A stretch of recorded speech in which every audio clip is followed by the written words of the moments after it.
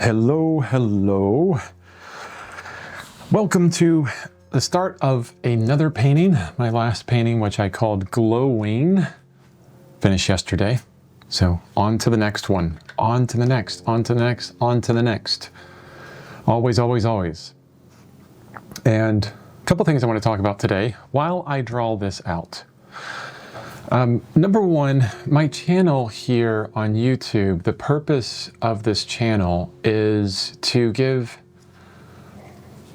at least an account of my day-to-day. As far as art's concerned, I mean, you're not going to see, all the other stuff that I do throughout the day. But to kind of show, not kind of, but to show other artists, people that are interested in this, how I can spend time every single day on art, plus life, plus, everything else going on in my life, and keep it to somewhat of a minimum. Sometimes, or most of the time, I go beyond my minimum, which is 30 minutes. And to be as close to reality as possible in a lot of ways. Of course, yes, I speed up these videos through time lapses because I want to respect some time as well. Then there's other times where I just ramble through the videos, right? But the one thing that you won't see on my channel, well, you will see on like older videos. So do some measurement, 1 head, 2 head, like a half of a head. Okay. 1 head, 2 head. That's a big head. It's a lot bigger than I thought it would be. There. And that's about right. Wow, all the way down here. I did not think it would be that big. I'm gonna make it a bit smaller because that doesn't feel right. But the one thing that you'll see on my channel is multiple videos per painting.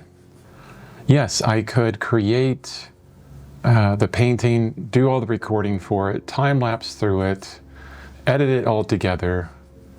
That way it's one succinct thing, and for each video you can watch the start and the completion of the painting. I could do that. But what I've noticed in myself, and I think within other people have done this, or I feel like it's something that is done or thought of, is that we watch that one singular video that probably takes 20 minutes, okay? And we see a painting that probably took 6 to 8 hours to complete. And I mean, when I do that, I think, oh, okay, well, this painting only, took just a little bit of time to complete. Why aren't I that fast? Why can't I create paintings that quick? There's no way that I could do as many paintings as this person does and at that fast. And I mean, the internet's full of it. We want it fast, we want it quick, we want it as far away from reality as possible, really. I don't want to sit through an entire painting video. And even myself, I don't like sitting through an entire painting video where someone's quiet and just painting. I mean, I can't help but fast forward and find, when are they talking about specific things? Where can I get the biggest information for the buck? My time is valuable, things like this, right? And it's a concern that I have because, yes, I want to respect people's time, but at the same time, I don't want people to think like, oh, well, he's different because he can do all this stuff. And yeah, that painting didn't look like it took that long, right? I want to give a closer understanding of reality, of actual what it takes to do what I've done. it's the same reason why I'm on my website, chrisbevan.com. I do my daily art blog. And I've done it for over 13 years now. Well, no, wait. January 26, 2013, and we're in 2025. So that would be 26. So next year in January, it'll be 13 years. So 6 months away from 13 years. So over 12 years, I've been logging everything I do every day. And the purpose for that, when I started this out, was, I was looking for reality through artists as well. How long did that painting take? What did they do to get there? What was their process beforehand? How much learning did they do before they finished that painting? How many versions of that painting did they screw up before they released it? And this was, with every artist from, 16th century or 14th century, I can't remember, Rembrandt, all the way up until contemporary. And you could never find that because, galleries say, always show your best work, never show, the process. I couldn't find it anywhere, and I was like, you know what? Since I'm embarking on this journey, and this was at the very beginning, since I'm embarking on this journey, I decided I'm going to show everything. So in the event that I get super lucky and I'm able to paint well at some point in my future, that other artists can look at this and see, oh, okay, so he wasn't an overnight success, because that's usually what happens, is we'll see some amazing artists that we've never seen before, and we think, wow, the entirety of what they are is, in what I've saw them in the past couple years, and they're just really good, and it's the talent that is the whole thing, and we don't see all the hard work that went into it, and the 10, 15 years beforehand of terrible paintings, right? We don't see that. And I want people to see that. I want it to be readily apparent. I want to tell you right now that, the reason why I can do this painting and a few paintings before it was because of the 12 plus years of work before this. So I'm trying to do the same thing with this channel. No, you won't find these really quick, snappy videos that are made just to get your views and just to get revenue. To be strictly apparent, transparent, I think the revenue that I make on YouTube right now is maybe $30 a month. And if I'm lucky, maybe it'll get up to $60. And it's 2025, people. I mean, $30, $60 is nothing, right? That's a dinner out, which is nice. I'm not saying, it isn't like I'm not grateful for it, but I'm not paying bills with that money, okay? Not at all. So I don't really care to sit here and try and make the song and dance and the YouTuber stuff that you have to wade through. I'm not trying to sell you anything. I'm not trying to entertain you to a point where I just get as many eyeballs as possible. Don't get me wrong. I would love to have, 1 million people or 100,000 people or even 20,000 people on my channel. That would be nice, maybe sometime in the future. Subscribed and responding and actually, creating a community around, daily art and stuff like that. I mean, that would be nice. That would be really nice. I would love to help a bunch of people get over motivational concerns, lack of motivation and imposter syndrome and the I don't feel like it, and get out of their own way and paint every day or do some kind of art every day for a minimum, establish that and be working artists. I would love for that to happen. That would be fantastic. But, you know, that's not my main objective here. I'm not a salesman. I'm not a marketer. I'm an artist that is trying to share my own thoughts and ideals and visions. And hopefully it resonates with some people. And if it doesn't resonate with you, that's totally cool. No worries, okay? Hopefully you find an artist or someone, a mentor, someone you can follow that really resonates with you, and that would be great. That would be really good.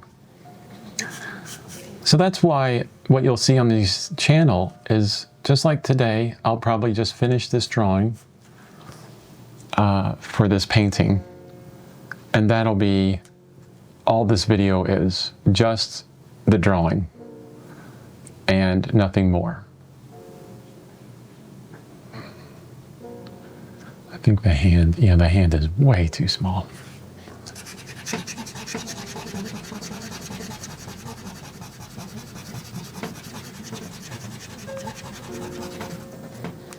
So if you're, and I had one comment about this, and where it was along the lines of, I thought I was going to see the completion of the whole video.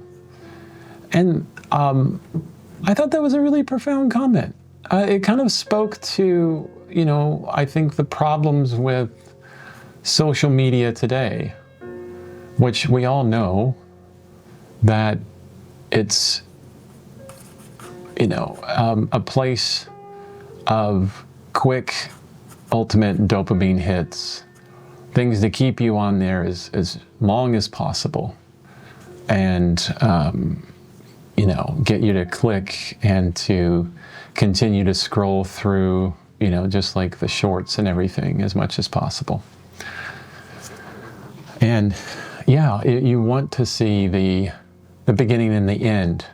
You want to see the, what do they call it on movies, where it's a bunch of clips like in a row, and it shows, you know, Rocky completely, you know, I suck, and then the montage, the training montage. Like, we want everything to be a montage.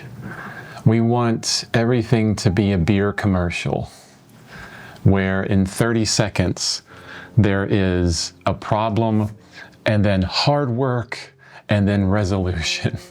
But we only want to see 30 seconds of it. We don't want to see, you know, it's 6 months to a year that Rocky was out in the winter weather, working really hard to build up his skills and body again to face one of his toughest fights ever, right? We don't want to see that. We want to see the montage. But that's just not life. It's not. We only can create our own montage through months, weeks, months, years of hard work, decades, hard work, and sticking with it. And that's so hard. We want the quick fix. We want the quick sale. We want the quick this, the quick that. We would like for it to be quick and easy. And it's just not. It's not quick and easy. We can make things enjoyable. I mean, it isn't like I haven't, well, no, I can't say that I've enjoyed all 12 plus years of doing art every single day. There's been days when, or weeks and months when, you know, I just haven't felt like it at all. Last thing on my mind was doing a drawing or a painting, but that's where the hard part kind of comes in, and where we learn a bit more about ourselves, and where the growth happens. But it takes that extra, all that time, and there's no way around it. If you're on this channel, or if you're going around the internet and you're trying to find a quick fix, an easy way to understand how to draw, an easy way to get you good, whatever that means, really there isn't one. There's not. There may be methods that you understand better than other methods, methods of drawing and painting that really resonate with you and how you think. But to put those methods into practice and to actually come out with something that you're happy with, yeah. Months and years of practice. And I'm not even going to say weeks on that. I mean, geez. I could spend, 5 months on one concept. A year on a palette, the Zorn palette, just to really understand it. You're like, holy crap, this stuff takes forever. Like, is it even worth it? Is it even worth it? And, that's where a lot of the bigger questions lie. Is this even worth it? Like, do I want to spend that much time and effort on it? For me, there's no question. And I think there's a lot of artists out there like this. Excuse me.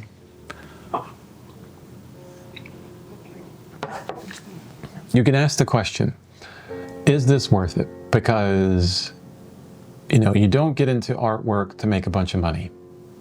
You don't get into painting figures, especially, to make a bunch of money. You do it because of the pure love for it. And it's almost like you have to do it. Like there's nothing, like you can't help but do it. And that's where I'm at right now. Even, 13 or 12 and a half years ago, when I started this daily practice, it was because I had been away for 5 years. And if I didn't do it, I would have regretted it the rest of my life. And I knew that. I was like, this is a part of me. Creation is a part of me, and I need to get back into it. Like, it was not like life and death, right? Because I wouldn't die from not doing artwork. But definitely, the inner parts of me would be at the worst if I didn't get back to it. So for me, it's one of those things where I can't help but do it. Like there's no version of me right now that could think, oh, well, I'm just going to stop doing this because it's not making enough money, or it's not worth it for this X, Y, and Z, whatever. Even if I was debilitated in some way, I would still make art however I could. Because I have to be creative. It's part of who I am. It's in my genes, right? I guess I can't not do it. I guess it's like breathing now. And that took a while to get to where, the daily creation became so habitual that it feels like it's breathing.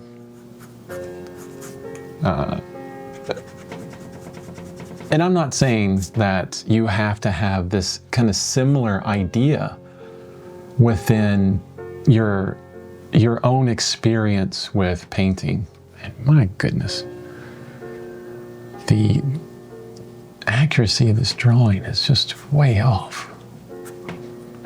I'm probably going to have to erase and redraw this again. Now, I'm not saying that you have to have the same kind of love for it. And I've heard this from other artists before. You have to love it or don't do it. And I think that's BS. You can have whatever feeling you have for this art thing, right? And do it how, consistently, and whatever is consistent for you. Daily for me, weekly for you, whatever.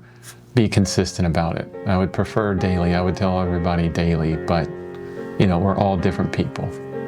And I keep drawing this, and I know that's going to end up off, and that's not what I want. Why am I drawing it when I know it's going to be off? And why is it over there? Gotta figure this one out.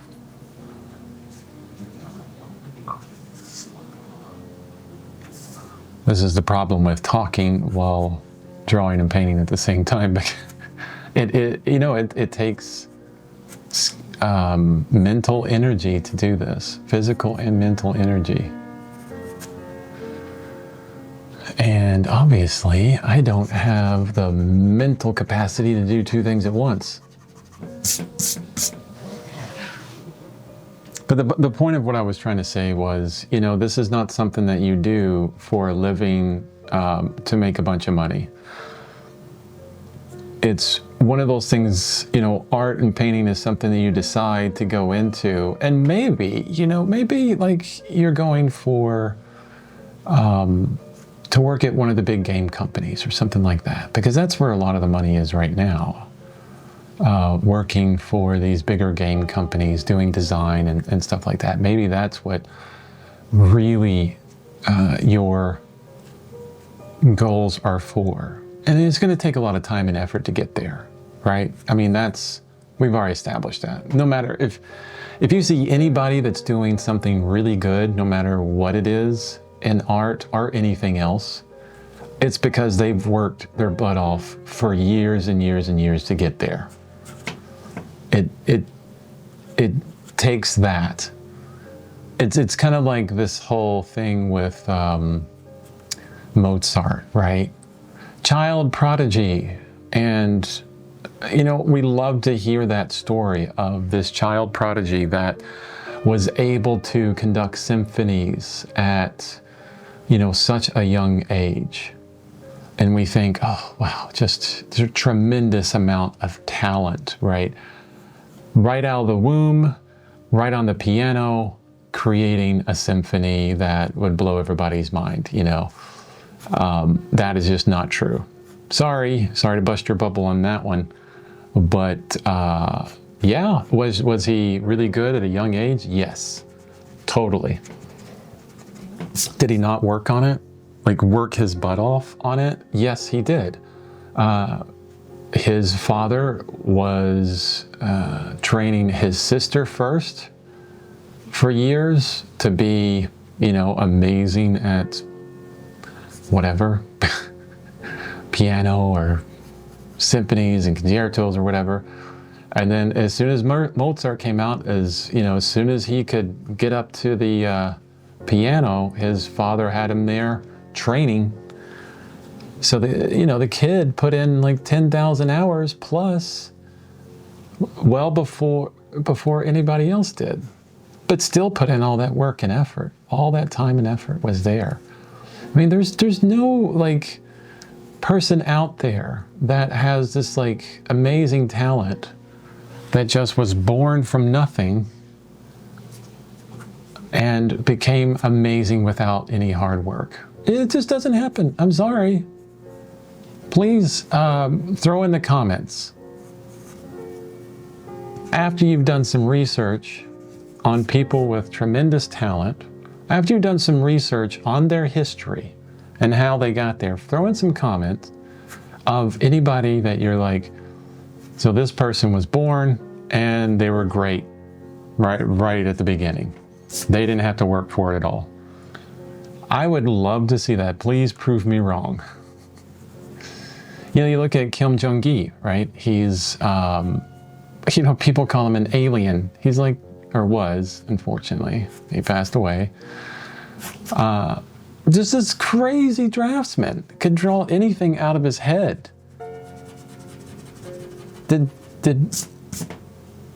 Was he born that way? No. I mean, there was less time of him not drawing than there was of him doing anything. Like the majority of his life was drawing, like every day drawing. He was talking about one of his interviews I was watching, like he was conscripted into the army. That's something that I guess in Korea, South Korea, that you have to do. And he was talking about he's like, yeah, even in the army, I couldn't draw things. He's like, but I was drawing things in my head constantly. He was constantly thinking of how can I draw that weapon in my head, or that tank, or that plane, or this or that. Like this, constant effort, even when he couldn't, right? I mean, just a tremendous amount of prolific work is what it comes out of.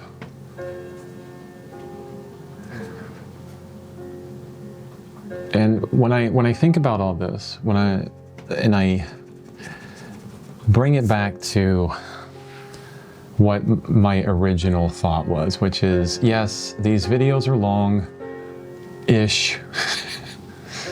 Oh, the drawing. These videos are longish, and you're not getting, you know, your dopamine hit from one complete painting every single video. It takes multiple videos. My argument for this, the reason why I'm doing it, is because I prefer to show something closer to reality. I love showing the effort. I love showing the time it takes. I love showing the fact that I don't have enough time sometimes. I love showing this idea that, hey, I don't have the bandwidth today. I know I have to meet a friend today for lunch or late lunch. We're going to talk about, you know, doing another painting or something for the VA. And that's going to be cool. You know, some kind of project like that. I'm excited to do it, but I have to meet them. Plus, I had work this morning, and then I got to eat, and I take care of the cats, and then I clean the house. We're fostering kittens right now, 7 kittens, which are absolutely just ridiculously cute. But they take up time and effort. We only have 1 car right now. We're trying to buy another car, which, man, I wish I could get a cheaper car, a cheap used car, but they're going to be hard to find. You know, all this stuff, you know, life, and you don't need to hear that. I mean, this is, you know it because you have it going on in your own life. Always a ton of stuff going on. And I want to show you that I do too. It isn't like that I can just sit here 24/7 and paint and draw. And you should never make that excuse for me. If you look at a painting that I did and you think it's really great, thank you if you think that. Don't ever say, well, he can do that because X, Y, and Z, and I can't because of X, Y, and Z. It's almost like we give us an excuse, like, oh, but that's only him. You know, I'm not like him. And that's true in a lot of ways. We are very different people. But it doesn't excuse, and this is, you know, I'm trying to get to some hard truths here. Because talking about reality is what I want to talk about right now. And I know, I'm sorry, this may rub some people wrong. But it's a truth that I feel, and maybe you'll agree with me. But when I'm talking about reality, when I'm talking about time and effort, when I'm talking about daily practice, and on the previous video I was talking about the most important things in art, and number 1 was doing it. Number 1 was actually getting to the work, getting to the easel, getting to the drawing board, getting to your sketch pad every single day and making progress. And I say every single day, not because just I do it, because I've read books like The Power of Habit by Charles Duhigg, Tiny Habits by B.J. Fogg, Atomic Habits by James Clear, probably one of the best-selling books on the planet right now. And the one thing that they agree upon is this idea of, you know, it was really, I like the way James Clear in Atomic Habits says it, you know, not, you know, you can miss a day, but missing 2 days is habit suicide. Terrible word, suicide, right? But missing 2 days is basically, it can kill a habit. just tremendously, which is amazing. I'm like, oh my goodness, that's holding me to like this kind of accountability. That's just crazy. And when I talk to you about my daily habit and my minimums that I set of 30 minutes, and I talk to a lot of people about this, not just on YouTube, but people in my life, other artists, you know, in my class that I'm teaching, there's a constant response of, yeah, I can't do that. Oh, I can't do this. Oh, no, that's just not going to work for me. No, I'll work every Saturday for a couple hours. Such a fragile, like, way of setting up, you know, something that maybe you think is important for you. But I say daily habits because it's it's researched through a lot of people that are much smarter than I am. And the reality of it is you have to have those minimums that I talk about, like my 30 minutes or your 10 minutes or 15 or one sketch or whatever a day. I talk about these minimums because that brings reality into this whole daily practice thing. And the hard truth is, if you want to be as good as me, like I'm good. Oh my goodness. I do have some skill, but there's so many artists like so much better than I am, right? And I think that'll always be the case. But if you want to be as good as Kim Jung-gi, as Nicholas Uribe, as Kwang Ho, Greg Manches, Alex Kanefsky, Mark Tennant, Chris Hope, like I could name a whole bunch more, like the greats, Rembrandt, Van Gogh, Renoir,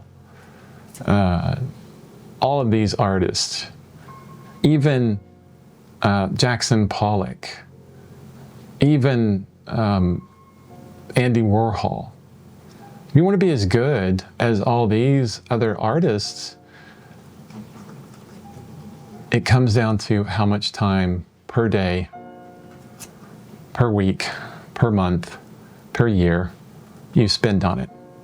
How many paintings you create, how much time you spend on it. And really, I mean, you don't even have to think about items that you create. That'll happen if you spend enough time on it. And the hard truth is if you do not have the motivation right now, I'm sorry, because I've been there multiple times. If you do not have the work ethic and the habit, you have to build that. Because if you don't, it will just continually to be a hobby for you the rest of your life. And your progress will be so slow that you could never reach that level of expertise that you want unless you make a change. There's the hard truth.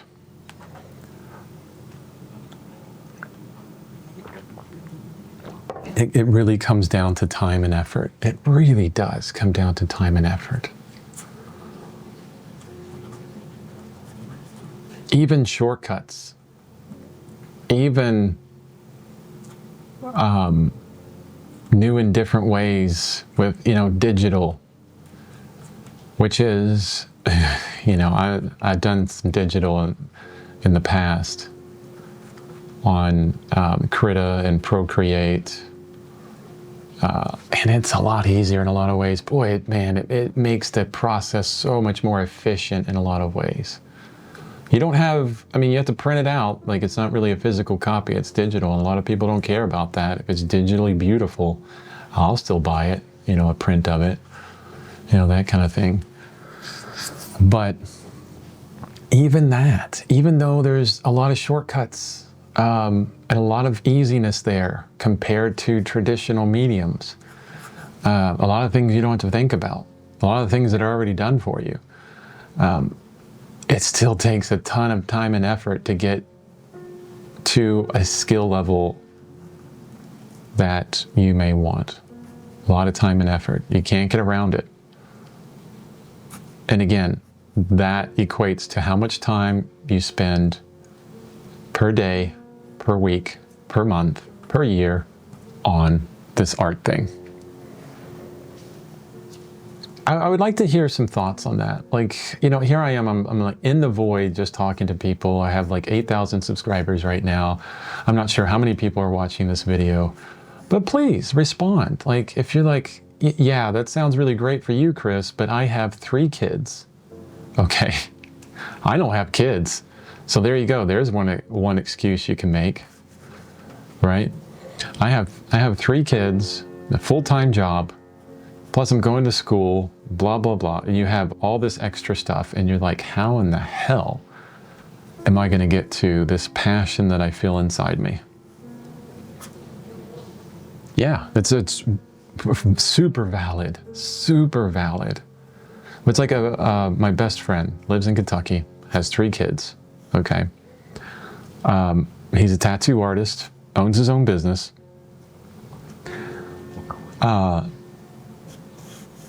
Has a wife that is actually going through nursing school, so he's constantly stressed and working his butt off because he's spending a ton of time with the kids to kind of make up that time so his wife can go through nursing school and all this other stuff, right?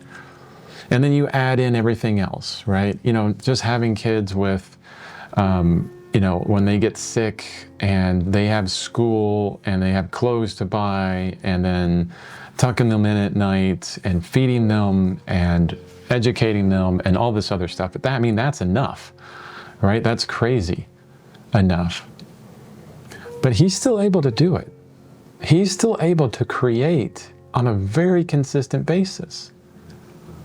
Not only because, you know, he does tattoos and that's part of his job, but he's doing his own illustrations as well. Like, he wants to transition away from the tattoos and into illustrating. And he's able to do it. And how? Number one, discipline. He has tremendous discipline. He has a tremendous ability to plan his day, plan out his week, and set aside time for what matters most. I mean, I look up to him and I have to work 3 times as hard because he's got 3 kids. And I'm like, if I'm not doing something almost every single minute of the day, I'm like, well, Josh is probably working right now in the midst of his living room with 3 children running around yelling and screaming. Like, I have nothing to complain about, okay? I can do more. I have that ability. If he's doing that much, then I should be able to do more. That's the way I feel like it. So yeah, we all have our different lives and things going on, excuses to get us away from the time and effort. I could come up with excuses every single day. They would be completely and utterly lame. They would be like, oh, I don't feel like it, or, oh, I don't have the right materials, or I do enough artwork, or I've done enough this week, blah, blah, blah.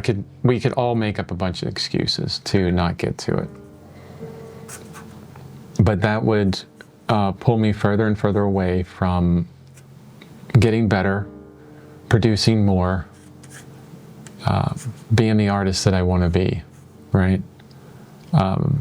Getting even more deeper into this passionate, creative act that I want. So please let me know in the comments if I am completely and utterly off. Like, because I could be, I totally could be. And you're like, well, how about this scenario, Chris? I would love to be, to paint in oils, but this is preventing me completely from it. And I would love to see if I can come up or help with a solution for that, to get you painting, to get you drawing, to get you doing something, to following this kind of creative thing.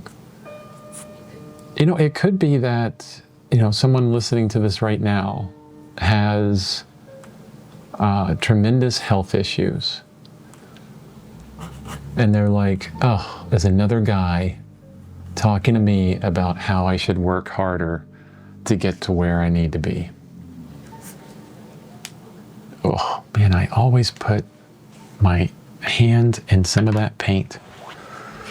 I guess that's the negative for always keeping it on the palette, right? So there might be somebody like that has a really good, excuse for this. But that does not change the fact that if you want to get better at it, time and effort is necessary. You may have a wonderful excuse for it.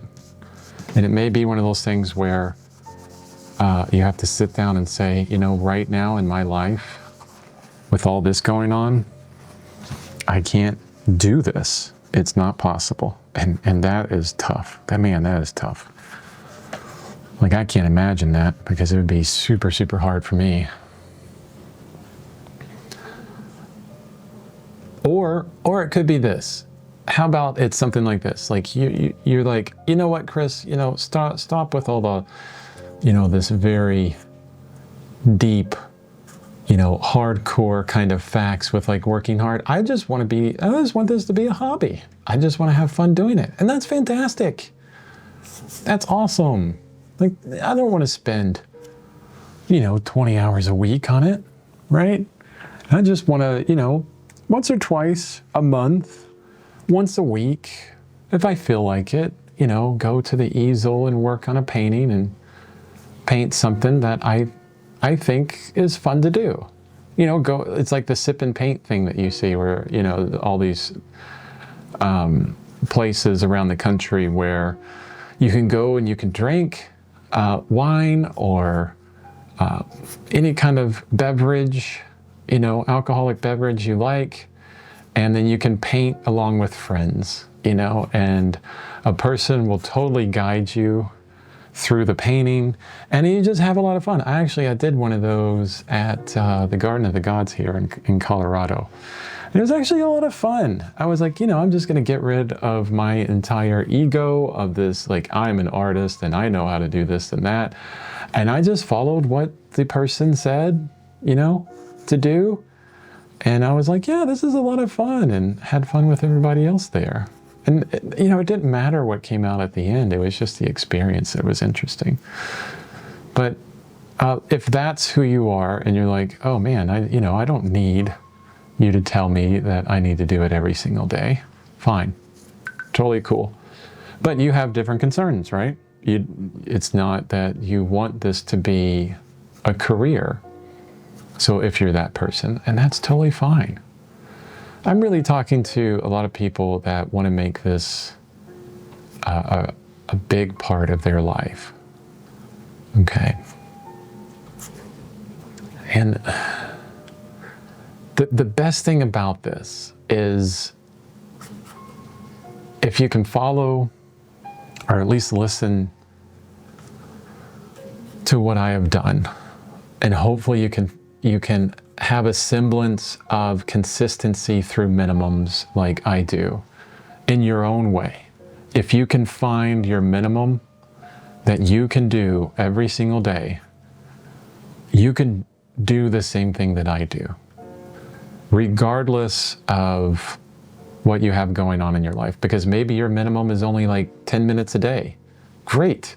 That's progress. 1 is infinitely larger than 0. It's not infinitely larger. But it's a lot bigger than 0. And when you add those together, day after day after day, it gets infinitely larger than 0, right? 0 day after day after day for 10 years equals nothing. But 10 minutes, day after day after day after 10 years, equals a whole lot of progress, okay? It just takes that 10 minutes a day. But yeah, you can do it. You could do the daily thing.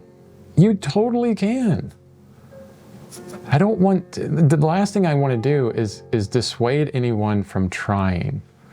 I want to simplify and tell you, hey, all it takes is time and effort. And it doesn't take a lot of time and effort every single day to get good, to progress to get better. Okay? What it takes is consistent effort. Consistent effort in the reality of your life. When 12 and a half years ago, when I said, I'm going to do art every day, every single day for the rest of my life, the very first thing that I thought of after that was, not too long ago, we went on this trip. And we had to get up at 3 o'clock in the morning to get on a plane, at 5 or whatever, or get to the airport at 3 o'clock to get on a plane at 5, okay? And I'm like, how am I going to do art that day? What can I do? Not, I can't do that. Not this like negative approach where I just say right away, I can't do that. I ask myself, all right, there's the constraints. What can I do? What can I accomplish? And I was like, on the plane, I could probably do a 30-minute sketch because I know I'll be super tired and I won't want to do more than that. And it was just a trial thing. I was like, maybe I can do 30 minutes, right? I had no idea 12 and a half years ago. Only after 6 months, year, 2 years, 3 years, 4 years, 5 years, after all this time and effort, did I actually come to a conclusion. Yep, 30 minutes is good for me. I'm able to do it. Even through a kidney transplant, every single day in the hospital, 30 minutes a day, really terrible sketches, really awful sketches. That's the other thing is we have to let go of the outcomes on a lot of this. Focus on the day-to-day, focus on this daily practice and trust that it will, man, that eye is not good. Trust that the daily practice will result in good progress, in tremendous progress, tremendous results of getting better. Because it's over the long period of time that real magic happens, not the day, every single day. If you look at every single day and if you live and die, or your habit lives and dies by the quality of work you produce, you're not going to last very long because we have to get through a bunch of terrible paintings. We have to get through a bunch of terrible drawings to learn from those mistakes and get better. So yeah, you can do this. You could totally do this. We just have to get out of our way. We have to get closer to reality, simplify, and find what we can do. I remember my dad, he would always say this because when we were kids, that was the very first thing that we would do is when you're asked to do something that, I don't know what it could be, like some kind of chore or whatever. And we would say right away, I can't do that. And my dad would say, well, can't, never, could do nothing. And the idea, it's a very kind of esoteric way of saying things, but the idea is when you say I can't right away, you've already created a definite in your head of this isn't happening, right? It's almost like you're not even trying. You've decided already that can't happen. I think it was, I'm not sure who said this, one of the personal development gurus from long ago or something. Whether you think you can or you can't, you're right. Because it's not you thinking or anything based in total reality. Maybe it is. But it's a decision of you saying, well, I can't do this. I can't do it. You decided that you won't do it. Oh, I can't do 30 minutes a day. Okay, good. As long as you follow that up with, but I can do X a day. Or you can say, I can't do 30 minutes a day yet. The power of yet. It's a beautiful word. I can't do that yet, but I'm working towards it. I don't know how this drawing is going to work out. You know, the paintings before were a lot easier when I'm pretty sure that I totally placed the eyebrow line too low. Let me see. Probably too low, and then that squished up everything else. Okay, let's erase and go for it again.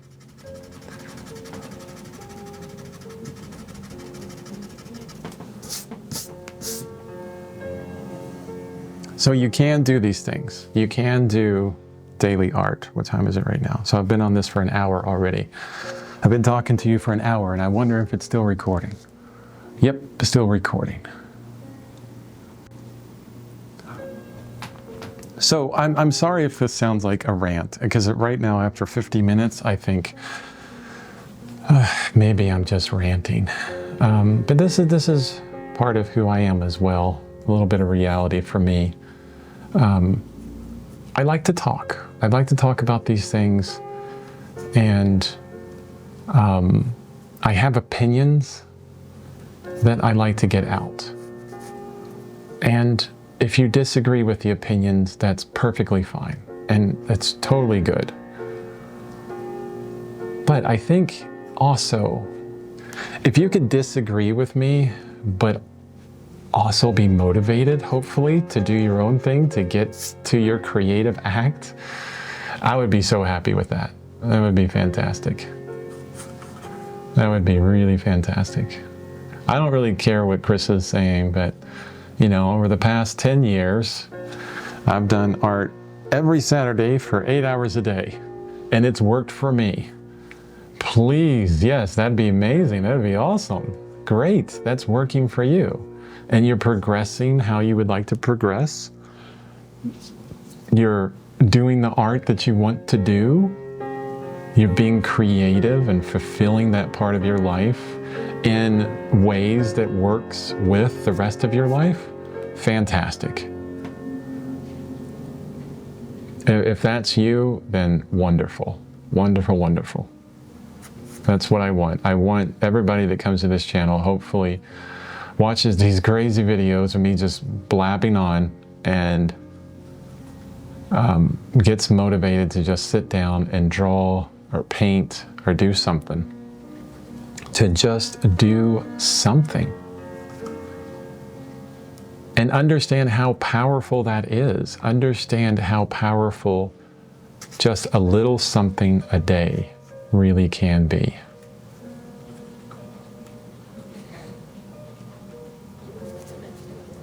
I think that's the one thing that I get the pushback on most, besides I don't have the time. The other pushback I get on with the daily art is 30 minutes a day, or 15 minutes a day, or even an hour a day. I know a lot of people will say this, and because I said this, like, I don't know, 20 years ago I said this.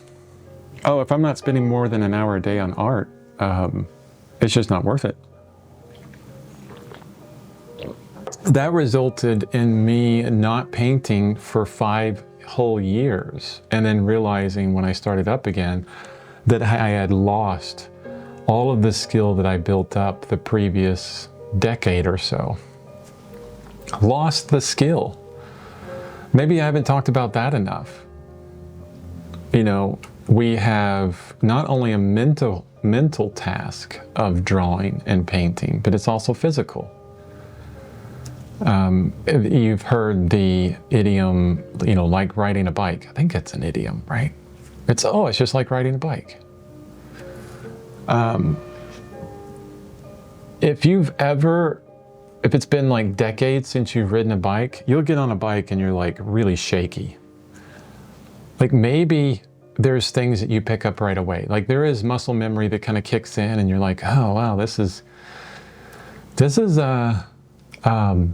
yeah, I can do this. But even riding a bike, you're not going to get on the bike and, you know, be as good as you were when you were riding it every day a decade ago. No, you're going to be a bit shaky on that bike. And it's going to take you a while to build those skills up again. Art is the same way. Even more complex, because there's so much that you have to remember and think about and do. Man, I cannot get these eyes right. So I lost a bunch of it because I was away from it for 5 years. And you think about that, like how long does it take for skills to deteriorate in painting and drawing when you're away from them? I'm not sure. I've never done any kind of research on that. But in 5 years, having a tremendous loss in skill, it was heartbreaking. I was like, and that's the reason why I was like, no, I need to do art every single day the rest of my life. I don't want to backslide even a moment. I want to do it every single day the rest of my life.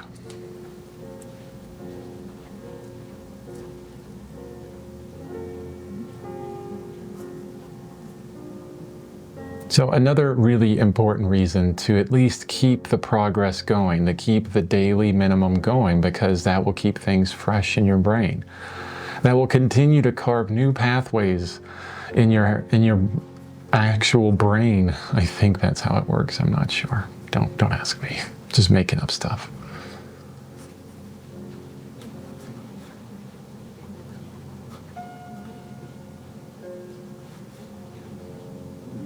I mean, that's kind of crazy if you think about it.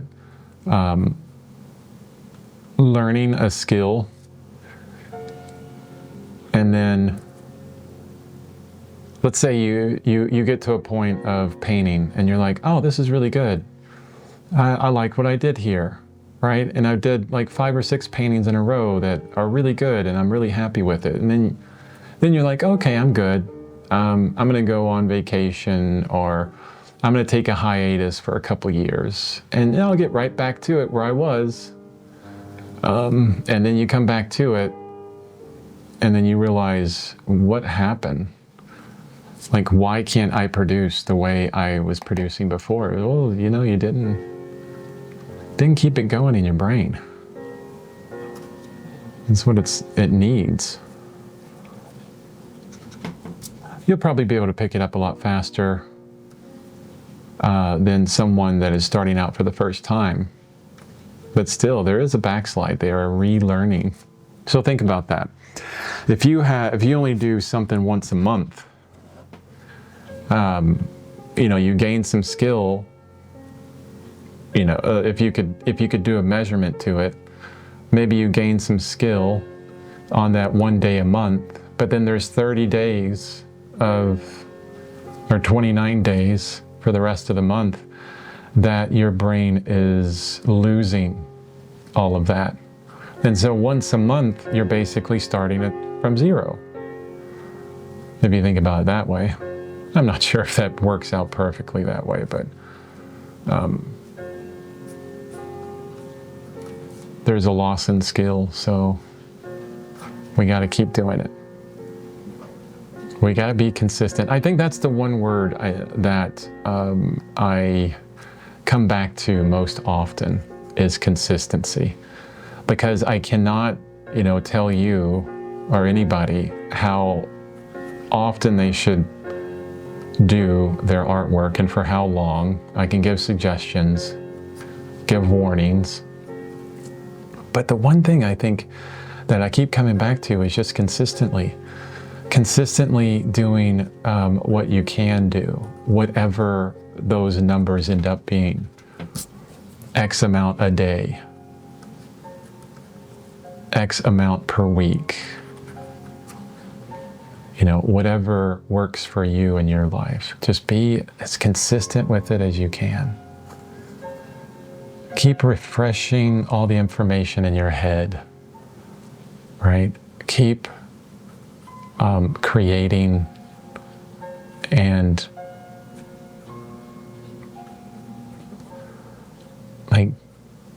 integrating, or not integrating, but working with, this creative act. Okay, I'm going to step back and look at this drawing. I think I've harped on you enough for Ooh, I need to brighten this up a bit. Sorry if it's too dark. Okay, hopefully you see that better. I've been talking to you a lot about this whole thing. And the beginning of it was all about me feeling self-conscious because these videos are not producing a painting every single video. And that is intentional. It definitely is intentional. Now in the future, maybe my life will calm down and I can produce a video or produce a painting every single day, right? And then, you know, I could just put on the video like, hey, this took X amount of hours to do. Or X amount of minutes. Maybe I get that quick, right, to do. That would be great. But I think I've talked to you enough about that. Okay, so new painting. And I want to talk to you a little bit about my ideas for this painting, which are very simple. Very simple. I've had a lot of success the last couple paintings. The last one I did with the super yellow fabric. It was white fabric in the image, and then I wanted to play with saturation and color and see what it would look like if I tried to make that fabric as if its light and value and color concerns were coming from a completely different universe than the figure in the background. That was the last painting. Now, if you notice on that painting and the one previous, actually the one previous was a profile. It was called Let Go. It also had fabric in it. A bit simpler to do a head that's in profile. You just have to worry about contour and not a lot of internal workings of the head. So it's a bit easier, okay? A bit easier. For me, I know for some people it's, you know, it depends on, you know, what you're used to. Like I find 3/4 view, like the turned head easier than straight on. A lot of people find like straight on views of the head a lot easier. Me, I think that they're the hardest thing to paint. So profile could be harder for you or other people. But, and then the one before that was pedestal. It also had fabric in it, and it was all about expressive brush making. The last two, like I said, glowing and Let Go, were more about value and color, especially Let Go, because I did that painting and I compressed the value range. That's why I have this up here still, my whole value range thing. Watch that video because I think that's super helpful to really know about compressing values, something that you do on every painting, not just for, you know, testing out or having fun with values in a different painting to see what it'll look like. For this painting here, what I want to try and work on, okay, what I want to try and do is bring in some of the color choices that I made for the Let Go painting. The color of that fabric, I was looking at that and thinking about it, and I really, really enjoyed the color of that fabric and how I was able to get it to glow, really. It had a really nice light on it. So I want to try and do the same. I'm actually going to go back and look at the video for that painting and make similar color choices for all the fabric on this painting as well. And that's beyond just the normal concerns of proportions, shadow, lighting, coloration, you know, everything else that goes into the painting. Trying to get it look like a head that is formed well and not broken like it is right now. I'll have to work on that, especially when I'm painting. So, somewhat simple concern. just, hey, I want to take some of those color choices that I made from a previous painting and bring it into this and see if I can get that same glow to happen. Okay, so that's the extra on this painting. And one thing I want to say about that, that is really, really, really important, and I think can make a painting successful for you, make every painting successful in some way for you, if not quote unquote successful, but at least useful. And that's to always have more than one thing for the painting to stand on. What do you mean by that, Chris? What do you mean by more than one thing to stand on? Well, normally we're in realism, right? Our main objective and only objective is to get the painting to look like the photo, to make B look like A, or painting to look like photo, P to look like P. Okay, P to look like P. Okay, wow. Usually that's what, we base the entirety of your painting on. That's it.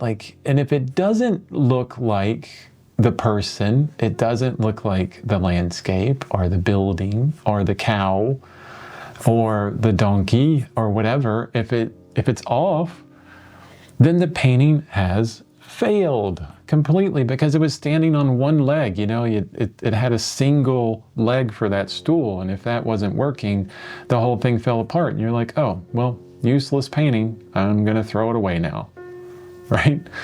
Like how often I've done that, so many paintings, because that's all that they stood on, was just that. But if you have that, let's say we have our painting and we want to make it look like the photo, number one. Then we also want to think about value compression, right? And then we think, it'd be kind of cool to get the saturation for those fingers, right? Or learn a bit more on temperature, right? How can I get the temperature, this redness of the skin and the head and the background separated from the coolness of, this fabric? You're thinking about those kind of things. Oh, and I need to work on, one thing I have difficulties with is the nose, the structure of the nose. Let me see if I can get that going good, right? Maybe improve on that a little bit. Now you have 1, 2, 3, 4, 5 things to stand on, to make the painting useful. If the first one fails, or if the third one fails, or the fifth one fails, you're like, you know what? I didn't do good on these 3, but wow, I learned a lot on that temperature. I learned a lot on the values.